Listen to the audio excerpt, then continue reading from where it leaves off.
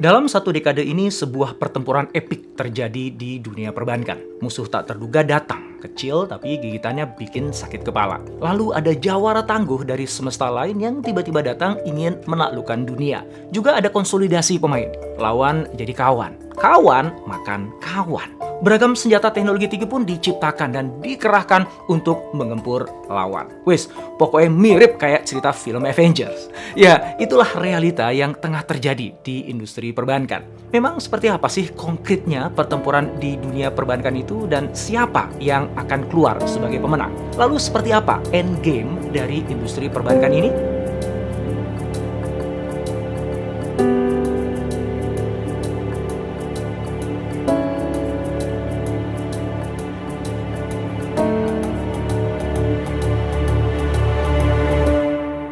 Ketika bicara inovasi, saya seringkali mendapati eksekutif bank berkata, kami ini ada dalam industri yang highly regulated, penuh dengan regulasi.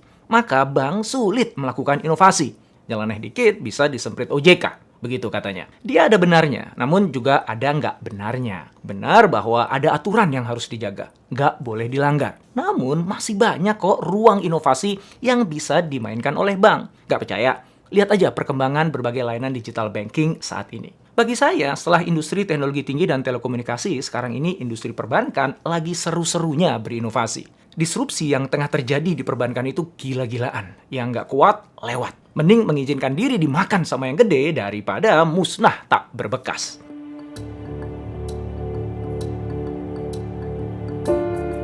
Dulu, persaingan di dunia perbankan itu sederhana. Masing-masing bank punya marketnya sendiri-sendiri, punya produknya sendiri-sendiri. Lalu tentu saja, masing-masing bank itu kan pengen berkembang kan?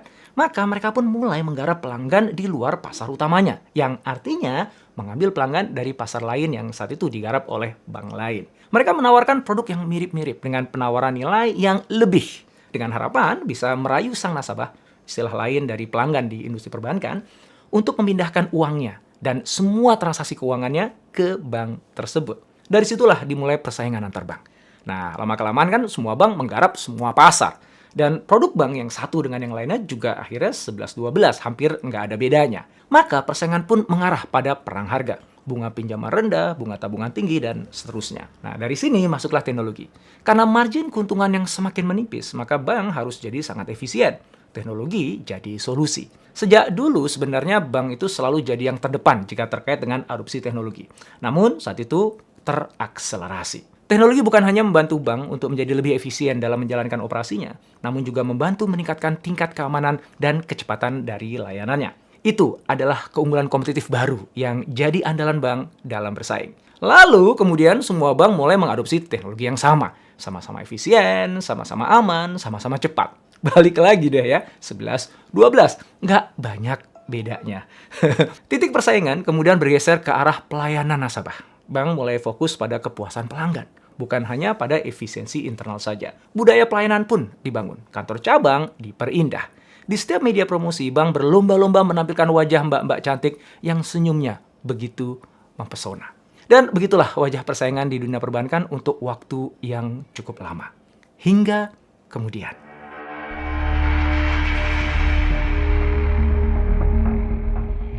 Hadirnya teknologi internet bergerak melahirkan piranha bagi pelaku industri perbankan. Piranha yang saya maksud itu adalah fintech. Sesuai namanya, financial technology. Fintech adalah perusahaan teknologi berbasis aplikasi yang memberikan layanan finansial. Awal mula fintech bisa ditelusuri saat .com boom muncul menjelang tahun 2000. PayPal, layanan pembayaran online yang didirikan tahun 1999, dinilai sebagai fintech pertama yang benar-benar sukses secara global. Dalam satu dekade terakhir, ratusan startup teknologi di bidang finansial pun bermunculan. Kepala OJK Institute, Agus Sugiarto mengatakan, fintech yang beroperasi di Indonesia itu ada dua macam. Pertama, fintech payment atau pembayaran. Nah, fintech jenis ini berada di bawah pengaturan dan pengawasan Bank Indonesia. Dan yang kedua adalah fintech pembiayaan, peer-to-peer, yang diatur dan diawasi oleh OJK. Fintech pembiayaan mengambil dana dari masyarakat sebagai investor, bukan sebagai tabungan. Walaupun ukurannya kecil, namun jumlah fintech yang semakin banyak ini mulai mengganggu bank. Kemudahan dan kenyamanan yang mereka tawarkan pada nasabah mulai menggerogoti produk-produk andalan bank. Tentu saja, bank nggak tinggal diam. Sebagian bank memutuskan untuk menjalin kerjasama dengan fintech. Sebagian lagi bahkan membuat fintech-nya sendiri. Sisi positif dari hadirnya fintech ini adalah munculnya kesadaran bank untuk lebih serius menggarap layanan mobile bankingnya bagi para nasabahnya. Fintech telah mendongkrak ekspektasi nasabah pada kemudahan dan kenyamanan layanan keuangan. Maka bank nggak punya pilihan selain setidaknya menyamakan penawaran nilai yang diberikan oleh fintech. Secara umum, batasan dan regulasi yang diterapkan oleh BI dan OJK pada fintech itu membuat bank jadi nggak terlalu khawatir bahwa bisnisnya akan gulung tikar dalam waktu dekat gara-gara dimakan oleh piranha-piranha itu. Bank masih bisa tidur dengan nyenyak. Hingga kemudian,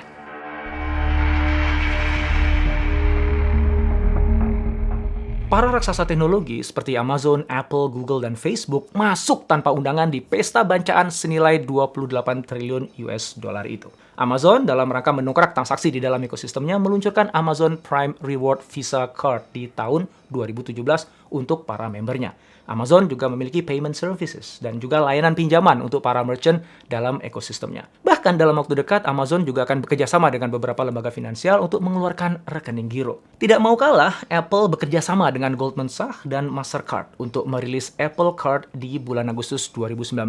Apple Card adalah sebuah kartu kredit dengan segudang fitur yang bank sulit untuk bisa saingi. Bebas biaya apapun, cashback harian 2% dari setiap transaksi, dan masih banyak lagi. Selang 3 bulan, di November 2019, Facebook meluncurkan Facebook Pay, sebuah layanan pembayaran online di mana pengguna dapat menerima dan mentransfer uang melalui seluruh aplikasi milik Facebook, termasuk nantinya Instagram. Kemudian, Google mengikuti. Bekerja sama dengan 11 bank, diantaranya Citi dan BBVA, Google merilis Google Plex Bank Account untuk melengkapi Google Pay miliknya. Google Plex ini membuat pengelolaan keuangan pribadi maupun bisnis menjadi lebih mudah, aman, dan seamless. Persis seperti produk-produk Google lainnya. Hadirnya raksasa teknologi di area permainan perbankan ini jelas nggak bisa dipandang enteng. Fintech-fintech sebelumnya itu kan hanya berupa startup kecil. Banyak memang, tapi kan tetap aja kecil. Lah ini, mereka ini kan raksasa yang dikenal doyan makan perusahaan di setiap industri yang dimasukinya. Mereka punya basis pelanggan yang sangat besar dan loyal. Produk mereka udah jadi bagian dari kebiasaan dan gaya hidup masyarakat. Semua interaksi dan transaksi kita terjadi di platform mereka. Maka apa yang akan menghambat pengguna mereka untuk menggunakan layanan keuangan di platform mereka jika itu lebih nyaman dan mudah? Lagi pula, nggak ada orang kok yang mau melakukan aktivitas perbankan. Mereka maunya ya beli sesuatu atau menjual sesuatu, mengirim uang atau menerima uang. Dan jika platform yang biasa mereka gunakan itu menawarkan pinjaman serta membantu mereka mengelola keuangan dengan lebih mudah, lebih baik, maka apa yang membuat mereka tetap memerlukan kehadiran sebuah bank? Sebagian besar kita mungkin mengatakan, tenang, masih lama. Di negeri asalnya aja mereka belum gitu-gitu amat. Apalagi masuk Indonesia, masih lama. Lagi pula, mereka kan juga harus kerjasama dengan bank untuk menawarkan produk-produk perbankan. Iya sih, tapi urusan lama atau sebentar itu kan relatif. Tetap aja mereka akan masuk ke sini. Dan tentang kebijakan kerjasama dengan perbankan, yakin itu nggak akan berubah. Intinya adalah ketika semua yang tadi kita khawatirkan itu benar-benar terjadi, seberapa siap kita.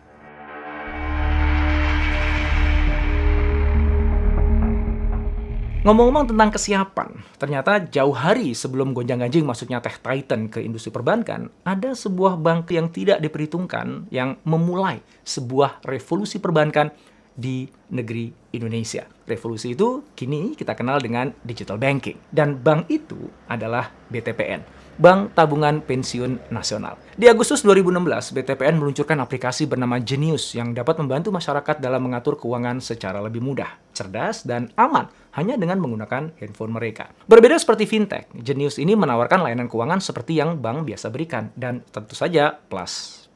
Beda juga dengan mobile banking yang sekedar jadi antarmuka digital dari sebuah layanan bank tradisional, Genius hadir layaknya sebuah bank yang berdiri sendiri. Cuma bedanya bentuknya digital. Inisiatif BTPN itu diikuti oleh Bank Bukopin yang meluncurkan Woki 2 tahun kemudian. Di tahun yang sama, yaitu 2018, Digibank dari DBS Bank meluncur. Kemudian di tahun 2020, Bank UOB meluncurkan TMRW. Nah, semua merek yang saya sebut barusan itu merupakan bank digital ya, diciptakan oleh bank tradisional yang sudah mapan untuk melayani kebutuhan perbankan kaum milenial yang sudah terbiasa dengan kemudahan dan kenyamanan bertransaksi di gadget mereka. sekaligus sebagai senjata untuk menghalau gempuran demi gempuran yang diluncurkan oleh para fintech dan perusahaan-perusahaan teknologi besar. Riset McKinsey pada 17.000 orang di 15 negara di Asia menemukan bahwa Indonesia merupakan negara tercepat yang melakukan adopsi digital, lebih cepat dibandingkan Brazil dan China. McKinsey juga menyebutkan bahwa hanya 5% saja masyarakat yang menggunakan produk non-perbankan. Sisanya, layanan keuangan di Indonesia masih didominasi oleh bank. Selain itu, McKinsey juga mencatat, berbeda dengan negara lain, tingkat loyalitas nasabah Indonesia terhadap sebuah produk jasa perbankan dinilai tinggi. Nah, jadi dengan begitu, kayaknya bank-bank di Indonesia berada dalam kondisi aman, kan? Benar, mereka aman. Apakah ini endgame di dunia perbankan? Saya yakin Anda udah bisa tebak ya, jawabannya tidak. Tidak sama sekali. Ini hanya awal dari pertempuran baru di sequel terbaru dari trilogi, tetralogi, atau pentalogi dari kisah peperangan yang nggak ada habisnya ini.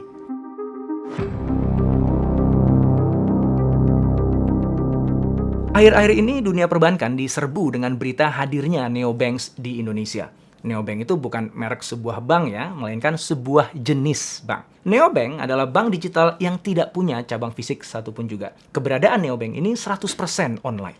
Loh, apa bedanya dengan digital bank yang sebelumnya kita bahas? Digital bank itu sesungguhnya adalah digital extension atau perpanjangan digital dari sebuah bank tradisional. Genius itu digital extensionnya BTPN. Digibank adalah digital extensionnya DBS Bank. Sementara neobank merupakan bank digital yang murni berdiri sendiri. Jadi, neobank itu sebenarnya lebih pas disebut sebagai perusahaan teknologi yang melakukan fungsi perbankan. Seperti fintech, tapi besar dan berlaku seperti bank. Neobanks di Indonesia yang saat ini tengah ramai dibicarakan diantaranya adalah Bank Neo Commerce dan Bank Jago. Karena tidak memiliki kantor cabang, maka neobanks ini dapat beroperasi dengan sangat efisien.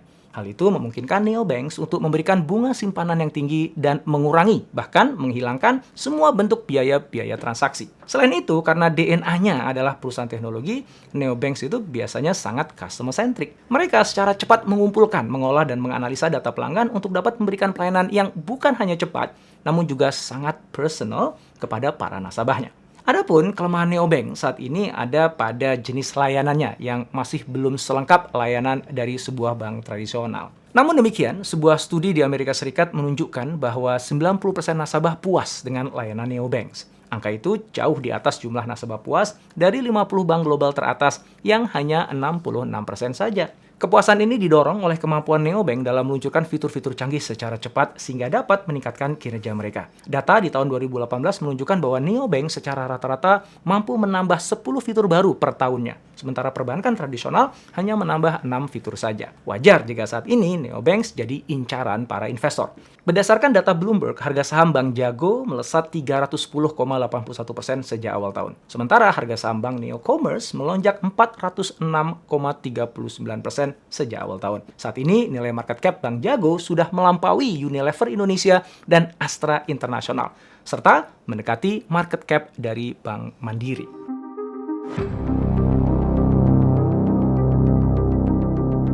Bank-bank besar yang lain yang ada di Indonesia tentu saja nggak mau ketinggalan dong. Mereka berlomba-lomba mengakuisisi bank-bank yang lebih kecil untuk kemudian ditransformasi menjadi bank digital berjenis neobank. Bank BCA misalnya mengakuisisi Bank Royal untuk ditransformasi menjadi BCA Digital.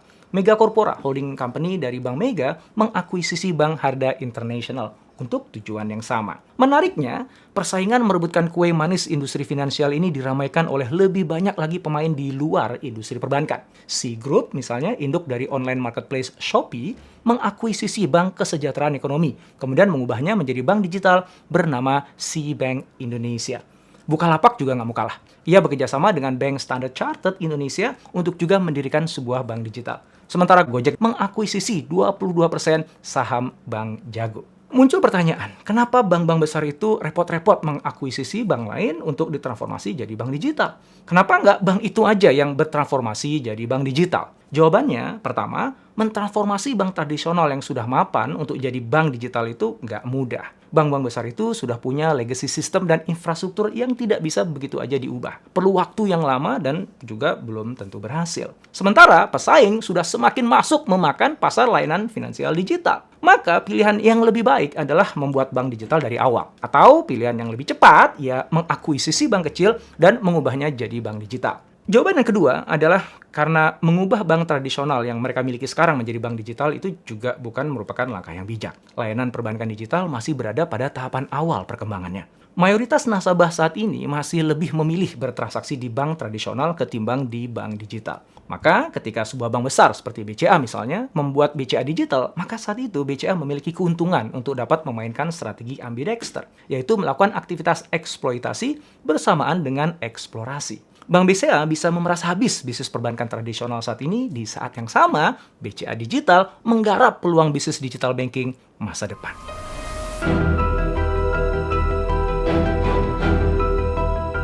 Saat diwawancarai CNBC Indonesia, Presiden Direktur Bank Sentral Asia Cahya Setia Atmaja mengatakan, awal tahun 1990 kita punya 200 bank lebih. Sekarang 7-8 bank sudah menguasai sekitar 60-70% dari market share. Bank digital juga demikian. Saya pikir hanya 3 yang punya kemampuan untuk berlanjut. Tidak semua bank digital yang lahir saat ini akan tumbuh besar. Hanya sebagian saja yang nantinya akan menguasai pasar. Sebagian besar lainnya akan menggarap pasar yang lebih niche dengan produk yang lebih spesifik. Saya juga melihat bahwa di masa datang, persaingan tidak terjadi antara bank tradisional dengan bank digital. Karena masing-masing punya segmen pasarnya sendiri-sendiri. Hingga tentu saja suatu saat nanti, bank tradisional akan sepenuhnya tergantikan oleh bank digital. Persaingan di dunia perbankan masa depan juga bukan antara bank dengan perusahaan teknologi. Karena keduanya saling melengkapi, saling membutuhkan. Sementara konsolidasi perbankan dengan e-commerce, jaringan media sosial, dan layanan komunikasi akan terus terjadi.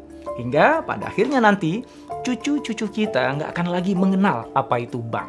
Seluruh aktivitas keuangan masyarakat saat itu sudah melebur dalam aplikasi digital yang mereka gunakan sehari-hari. Bank akhirnya kembali pada misi sejatinya, reason for being-nya, yaitu menjadi fasilitator keuangan yang bekerja di balik layar, membantu kita menikmati kehidupan terbaik, serta meraih impian-impian kita. Dan bank yang akan jadi pilihan bukanlah bank yang paling mentereng kantor-kantornya, paling banyak modalnya, paling cantik karyawannya. Melainkan bank yang paling mengerti kita, paling mampu mengantisipasi segala kebutuhan kita, serta menyajikan solusi untuk kita bahkan sebelum kita memintanya. Saya tutup video ini dengan cuplikan pertanyaan usil Brad King dalam bukunya Banking 4.0. Di perusahaan Anda, apakah Head of Digital memiliki posisi lebih tinggi dari Head of Branches, kepala cabang? Jika tidak, mungkin sebaiknya Anda bekerja untuk Blockbuster atau Kodak aja.